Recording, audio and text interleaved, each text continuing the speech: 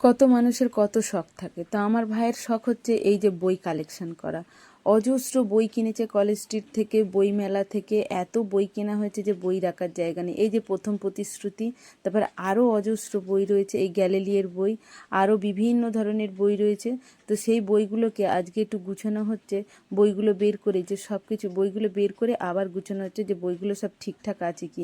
সুনীল গঙ্গোপাধ্যায়ের এই যে অর্ধেক জীবন, তা আরও অজস্র অনেক বই রয়েছে, সেগুলো এখন ভালোভাবে গুছিয়ে রাখা হবে।